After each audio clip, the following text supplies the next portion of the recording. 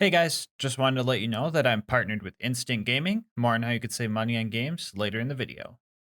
So a few videos ago, I posted the Sheriff Posse challenge run, and I got a lot of comments asking why I didn't use the Law and Order combo to make the run even more on theme. Which honestly was a fair question. I literally opened the video like, Pandora's always been a lawless place. But what if we wanted to bring some order to this wasteland of a planet? While that little tease wasn't on purpose, excluding the Law and Order was, because I wanted to make a challenge out of the combo on its own. So here we are. Today we ask, can you beat Borderlands 2 with only the Law and Order? Before we start, let's go over the rules. Or should I say laws? We'll be playing on Overpower 10 Ultimate Vault Hunter mode. If you're new to the game and not sure what that means yet, it just means that everyone has 4 times health, health regen, and they're all 10 levels higher than us. No big deal. Bar will not be allowed for this run, and of course, the Law and Order are the only gun and shield I can use. Shooting the Law is allowed, but we're going to mainly focus on the melee aspect of the combo, cause how do I put this? This thing sucks. Even though it does more damage than the purple rarity non-unique version of itself, the bullets are practically useless. So I'll only be shooting to activate Be Like Water for more melee damage, to kill any enemies I cannot melee, or to get second wins if needed. Spoiler alert, I think that last one only happened twice. For the other gear slots, I'll be using the Vault Hunter relic as a placeholder and the legendary ninja class mod for obvious reasons. This being a melee zero run, you might assume I'll be using the lightning bolt to strip my shield to get access to that juicy roid damage. But come on now, when do I ever use meta strats? So instead I'll be using a slag grenade. Yeah, you heard that right. I'll be throwing a slag grenade at myself and also be calling it strategy. Why a slag grenade, you ask? Well, 2 reasons. 1, masochism is a hell of a drug, and 2, Zero's kunai are great for applying Deathmark, but the slag chance is very inconsistent. So when I'm using a grape Kool-Aid jammer as a smoke bomb, I'll have another chance at making the bad guys purple before I go in for the kill. Here's a quick peek at my build. I am very confident that this was the best setup I could give myself skill-wise, but I'm probably still going to have people in the comment section tell me I should have spec'd into money shot, but whatever. Anyway, let's hop into the run. We start our journey in Liarsburg because UVHM has you skip the whole claptrap optometrist appointment section of the game, and we started clearing out Tutorial Town. It's been years since I've played Melee Zero, so it took some time to get the setup down. That setup looking a little something like this. First we activate Deception and throw our kunai at the baddie we want to attack. This will apply Deathmark to him and hopefully slag. Then we set up ourselves behind the target so we get the backstab damage boost. And then we wait for the last 2 seconds of deception before throwing a grenade at ourselves and going for the kill.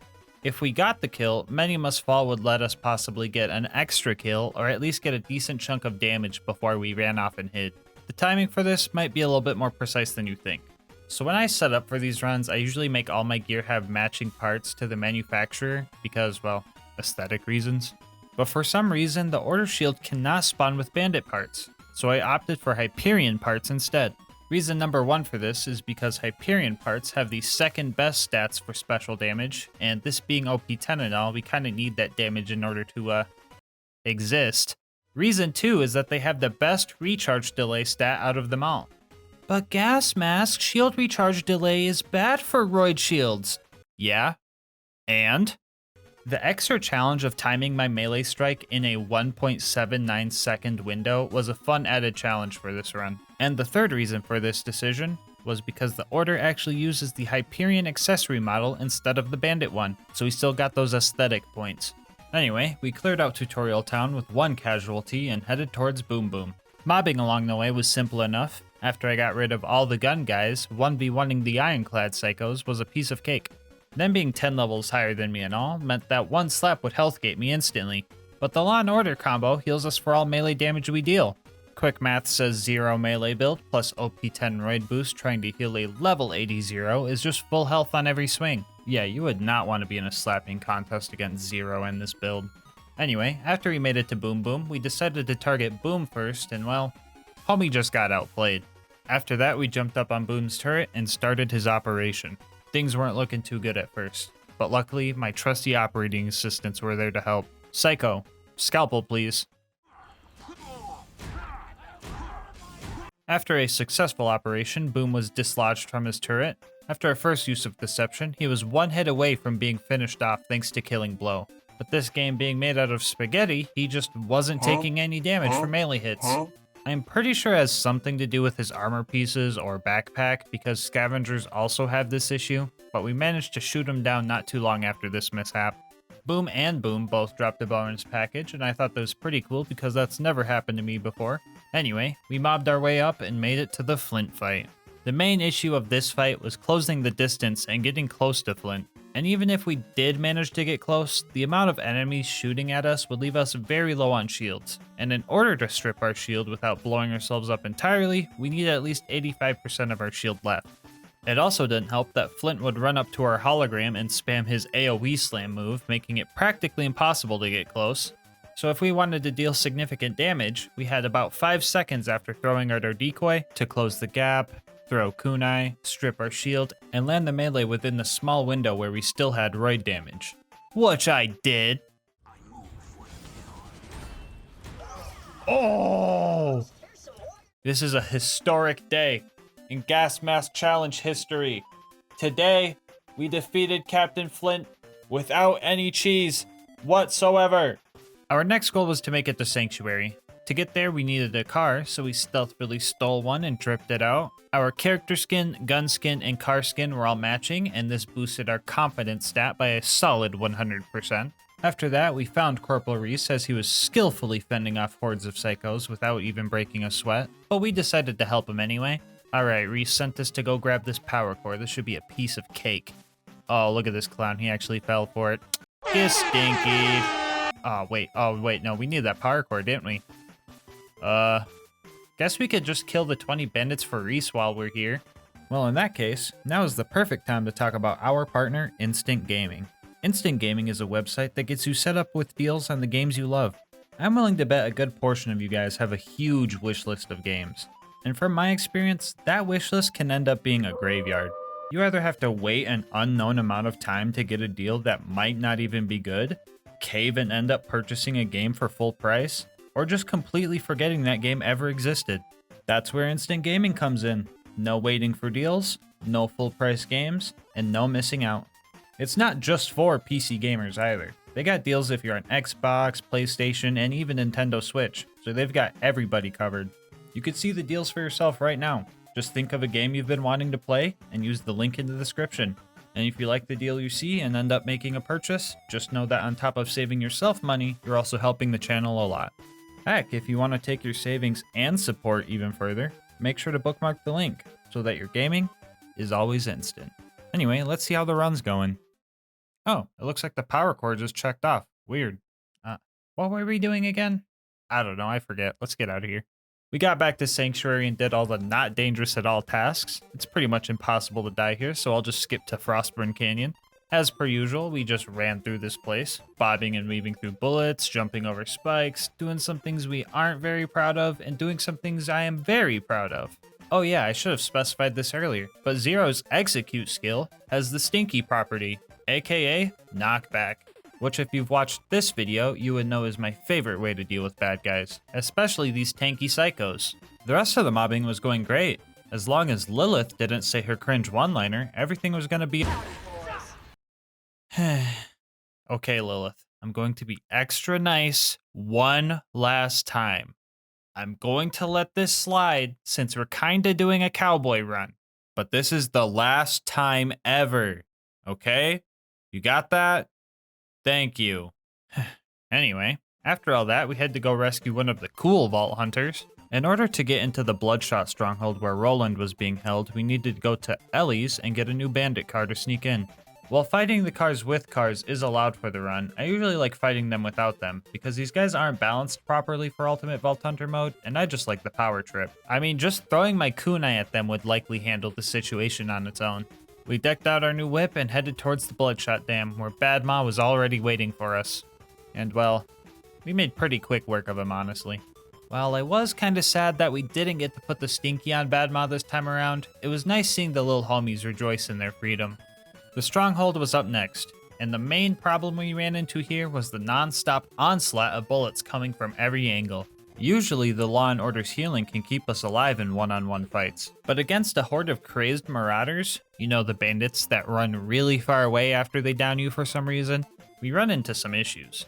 Here we got our first second wind from an actual bullet. To be fair though, I'm pretty sure they forgot to balance these turrets past normal mode, so literally anything can one-shot it, so it wasn't really that impressive. After struggling through the first part of the map, we made it to the toilet room. And this place is usually the hardest part since the bad guys all have the high ground. But Zero's deception kind of turns the tables in our favor, since we could get some great strategic positioning. Oh! Angry Michael showed up, and well, he just straight up started flying. What the hell? It didn't take more than 2 seconds before my brain's prime directive kicked in and I seen my opportunity. Duh.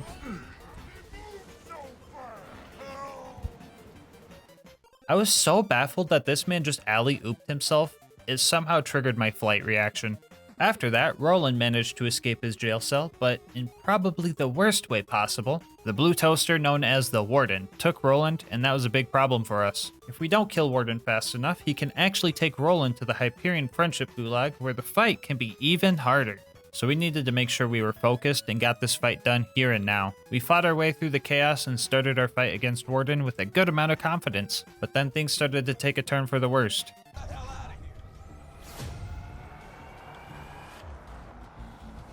Miss! The Warden spawned in a super loader that would kill me before I even got to see him. The Warden also has an AoE slam that would launch me far enough to the point where I couldn't make it back and heal in time before my health gate ran out. And all these things just piled up. I died a bunch of times, and the drop barge showed up to take Roland away. But I wasn't gonna let this toaster run so easily. Moments away from losing this fight, I had a Jimmy Neutron brain blast type moment. If I couldn't heal because I couldn't stay close to the Warden, I would just have to make it so I couldn't get knocked back. And thus, a new strat was born. I'm talking about wedging. Using the ramp that is so conveniently placed behind Warden, we can absorb his slam attack and take little to no knockback. This way we could stay close enough to keep our healing up. We even went down close to the end, but killing blow came in clutch.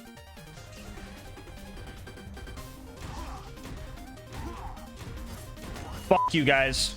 Doubters in shambles. This had chat rioting because there was a prediction going on the outcome of this fight. People seen that the fight was going bad and dropped all their points into the Gulag side and had a major upset because of it.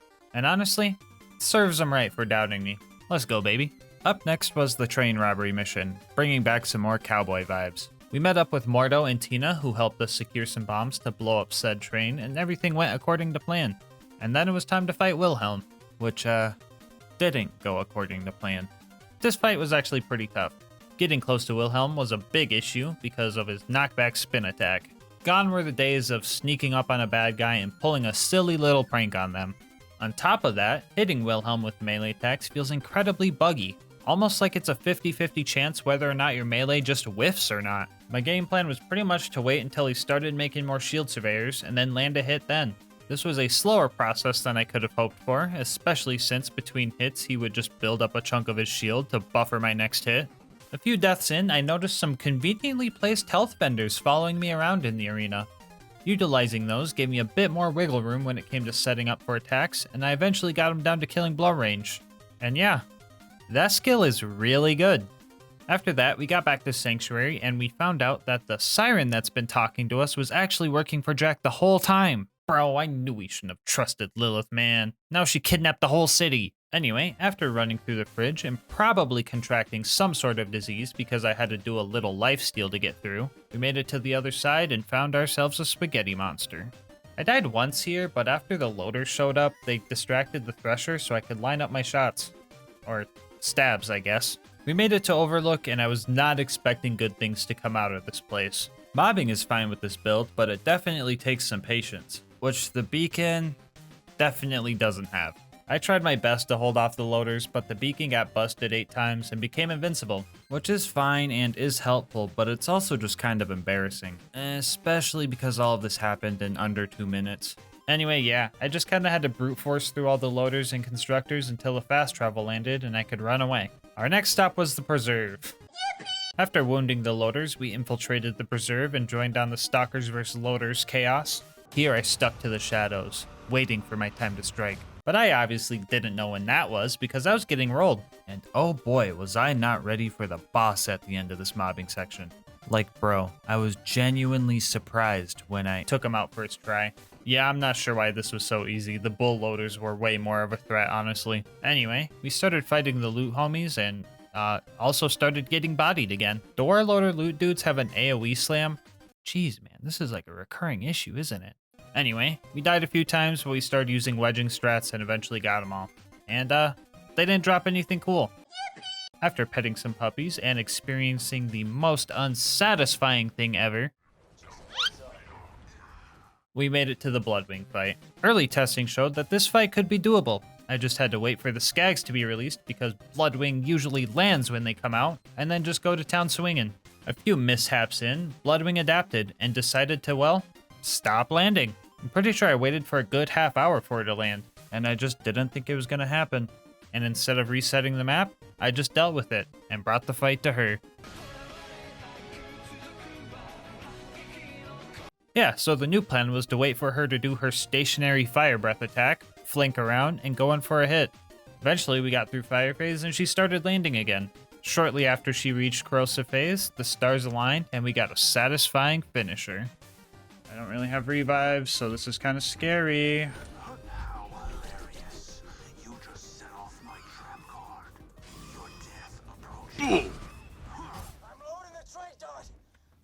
Scary? What was I even saying? This brought our rivalry score to 6-4. Let's go. We got a few buffer points. Let's try and keep them. After bodying the bird, we had to go recruit our next homie, Brick. On the way there, we found Face McShooty, and sadly, we can't slice his face off and have it count for the mission, so we were gonna have to snipe him later. Anyway, we started Brick's initiation and died immediately. But that didn't stop this ninja cowboy from summoning a Godliath for some extra challenge. And that's all of them. Wait, why is it the cutscene triggering? Oh, wait, silly me, I really forgot about this guy. I really can't believe I almost forgot about Back McStabby, bro. What the heck is wrong with me? Anyway, we started clearing out loaders with our homie Brick, and after the first wave, we came back to deal with the sarcastic Slab. Using the knockback property of execute, we slowly but surely pushed him over to this cliff for hopefully obvious reasons. Since we're playing as Zero, I wrote a little haiku in honor of this moment. He was near a cliff. I put the stinky on him. R.I.P. bozo. Anyway, yeah, Brick and I were styling on these loaders. We even got the good luck Brick Stinky. We secured our final homie in the roster by finishing off the super loader, and there was one more task before the big bunker raid. That would be the Jack Doppelganger assassination job. A quick hit job here would be pretty cool, and since we're kinda built for this exact type of job, I thought it'd be fun to see how fast we could get in and out of here. So I threw up the speedrun clock and started some attempts. After a few tries of dying before I even got to Jack, I managed to line up a clean stealthy kill and started rushing to the info kiosks. We made ourselves a pocket watch and made it out of there in just under 3 minutes. You know, I really needed some stealth combat gameplay in my life, and this run is hitting the spot. Never mind, I just realized the bunker was up next. The climb up to the bunker proved to have a few challenges. Problem number 1 was this death wall that I couldn't get past. Mainly because I'm a bozo and forgot to tell Claptrap to pull up to the function. After I got that situated, the real first challenge was this toaster. In order to get past this guy, I first ran up and threw my decoy to the left of it so it would face the door. And after that, I could use my runaway prankster strats to whittle down the health bar. After a few attempts, we got lucky and had a low level one, so we were able to finish it off even though we went down. Up next were the baby turrets. Now, I want to say execute helped us destroy these guys by letting us dash up towards them, but in reality, I think infinite vertical melee was the real culprit. On the way up to the super toaster, we found another bonus package, making that our third one for the run. Is this a sign that we should do a bonus package only run? No, of course not. It's just pure coincidence. Don't be silly. Anyway, the big toaster got me a few times before I realized I have Boar, which allowed me to destroy a good chunk of the constructor's health by shooting the side turrets off. This also got us our second win with a bullet, while also putting the constructor within killing blow range. The last thing before the bunker was Face McShooty. Ahem. Face McShooty? I said Face McShoot. Oh, here we go. Anyway, Zero, being the skilled assassin he is, also imbued with the true spirit of the West, took aim and easily got the headshot first try after 40 warm-up shots. At the bunker, we start taking out the turrets. Most of these guys were pretty simple to fight, but 5 of them were a bit tricky. First off, 2 of them required the infinite vertical melee that this game has in order to take them out, and another 2 just couldn't be meleeed. There's an invisible wall right here that prevents me from getting close enough to destroy these things. I even tried to grenade jump over it, and that didn't work either. So for the first time in this run, we actually had to shoot something for the kill, which is, yeah, kinda lame. But if we're being fair, it's a whole lot harder since this thing sucks for bullet damage. I'm pretty sure they would out-heal my DPS if I didn't have them slagged, so yeah, this was definitely harder than just smacking them a few times. The final turret could be meleeed though, but at a cost. Since this thing is straight up hanging over the void, I just had to make sure I could kill it before I hit the death barrier, which happened a few times.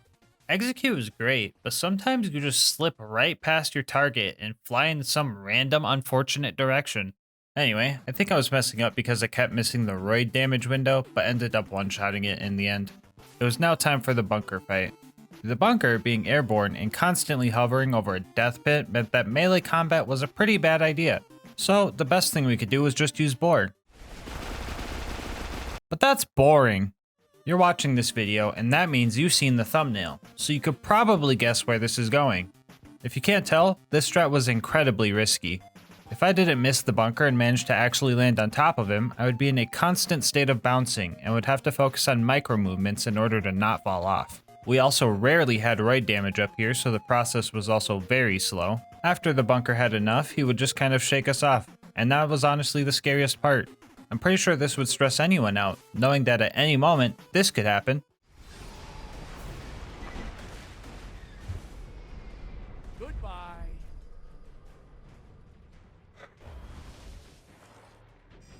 Parasite, you jinxed it, dude! Why is everybody jinxing it, dude? That was truly a heartbreaking death, but I wasn't going to let it deter me. I was determined to not take the boring way out. When a cowboy falls off the bull, do you think they just give up and forget about it? No way. They get back on the saddle and keep going, and when they inevitably fall off again, they learn how to land. Oh god, no, not this again. Someone find a loader. Okay, right there, right there. Ghost.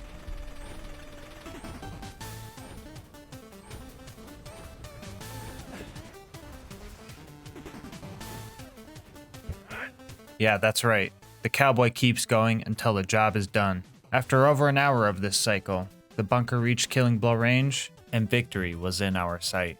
We set ourselves up under the bunker, and we castrated this raging mechanical bull. After partaking in some cowboy caviar, we started the fight down in Angel Core. Things were going relatively well down here. Loaders aren't exactly the best at running away from you.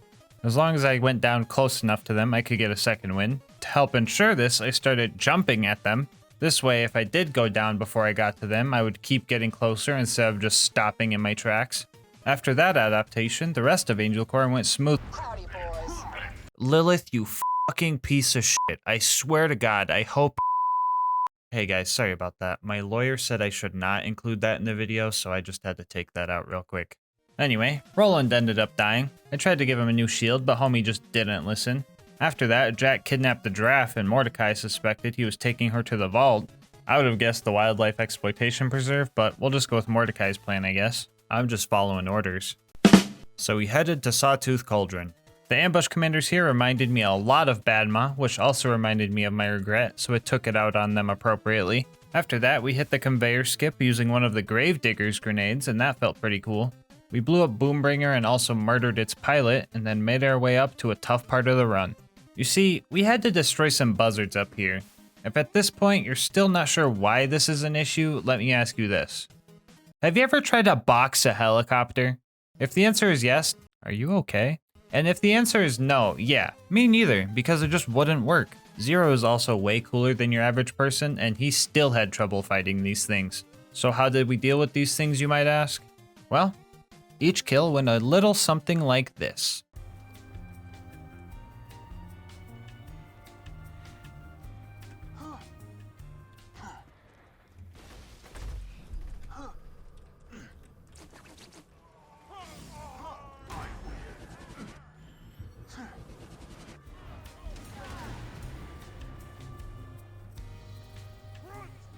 Yeah, if I wanted a chance at taking these things out, I needed to get them right as they were taking off. And descending the tower to get them to despawn and respawn was the best way of doing so. It took about an hour, but we managed to get all 5 buzzards and steal the bombs we needed to get to the boneyard. Everything here went as usual. We got away from the bad guys at the first pumping station, died to the sergeant loaders in the second one, almost had our car blown up at the third, and then rammed that same car into a pipe and end up in the Arid Nexus Badlands. Now, I could just run through this area, but I seen Saturn and I thought, yeah, I could take him. Okay, maybe not in a fist fight alone, but I had some ideas. I started shooting at his turrets and letting Boar deal some damage. I wasn't completely killing the turrets off with this, so I was able to keep boring them by letting them heal a bit in between shots. This also staggered Saturn every time, and it felt very weird being able to bully him around like this. After I got him low enough, I figured I'd go for his Achilles heel and deliver the finishing blow. The only other thing I had to worry about here was the big toaster, but I ended up killing that thing on accident by barring both turrets at once.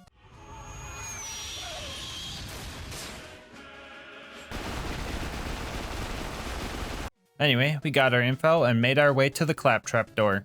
The culmination of all the mobbing practice I've had throughout the run was going to be shown in this fight. Oh, never mind. I died to my own grenade on the first loader. Neat.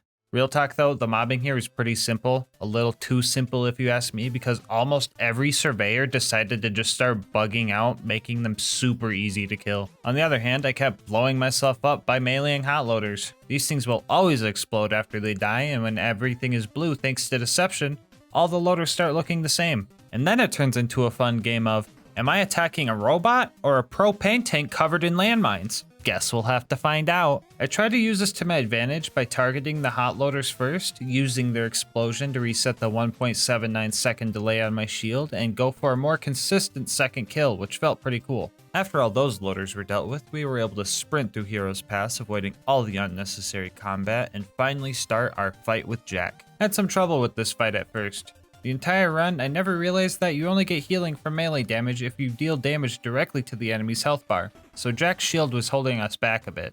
That issue is easily fixed compared to our next problem. You see, Jack has a number of advantages in this fight. First off, he has some very strong health regen, meaning our kill was going to need to be quick.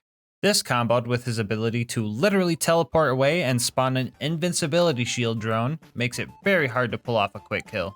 And to top it all off, Jack is extremely hard to slag, meaning if we executed our setup perfectly, no pun intended, it was still up to chance. During our first attempt, we got lucky with slag and found out how much damage we could do in one hit to his health bar. This wasn't going to be a one-hit kill, but we could for sure get him down to killing blow range and finish him off. So what happened here, you might ask? Well, he cheated. I was literally 1/3 of a second away from finishing this guy off first freaking try, and he just leaves. And after that, things just started falling apart. Jack managed to keep getting more and more shield surveyors, which were kinda hard to kill because they moved around so awkwardly. At first I thought I was just whiffing a lot of hits, but I found out that landing a hit on this specific surveyor doesn't end your deception for some reason, and you could just get big damage at no cost. Learning this, I got used to landing consecutive hits on it and destroying it quickly. At this point, I had been playing for a while, and after several deaths, I decided to continue the next day. What's the likelihood you're gonna do this the first time? The first try? Yeah. 1 in 20, please.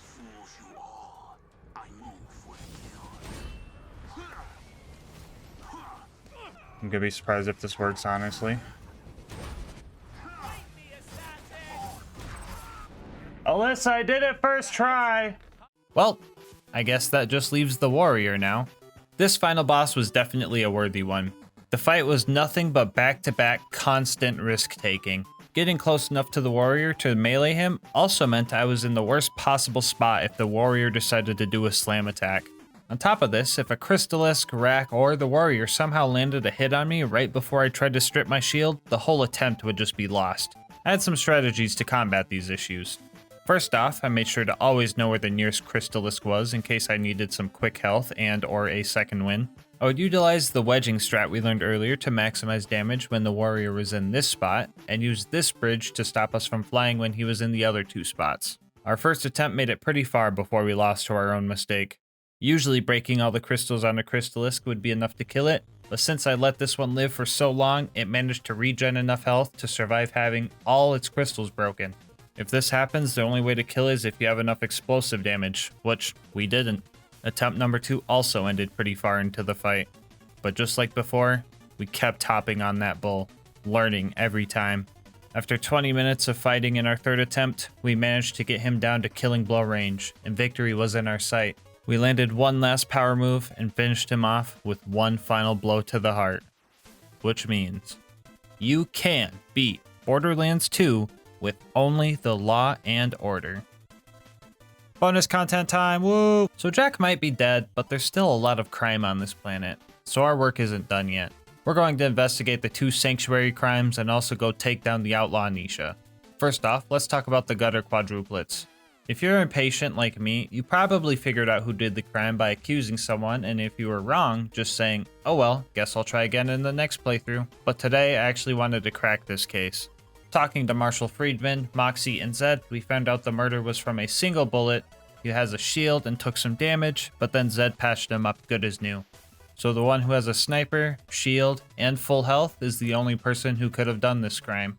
Case closed. Let's move over to the other case in Sanctuary, where we gotta find out who stole the cash from their homies.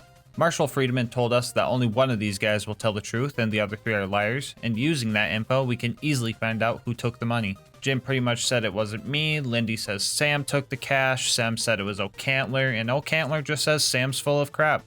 That last one was actually verbatim too. So if we factor in our 3 liars and 1, truther rule, we can quickly find our answer. Sam and O'Cantler's responses both contradict each other, so we can deduce that one of them have to be telling the truth. And in either case, that would make Jim a liar, meaning his response of, I didn't do it, is proof of his thievery. So yeah, you could solve the case in this convoluted way, or you could just look at Jim's back and see that the money is literally right there. Anyway, let's move on to Lynchwood and Nisha. The first mission here was pretty easy. We pressed a few buttons and then a train blew up, so that was pretty cool. And after that, we put the stinky on Mad Dog while also managing to keep the dynamite from falling off this time. And then we robbed Nisha's bank and set off to hide all the money. Oh boy, I sure hope Nisha doesn't sick her posse on me. Oh my god! After all that, Nisha was mad, and now she wanted to challenge us to a pistol showdown to see who came out on top. But honestly, screw all that noise.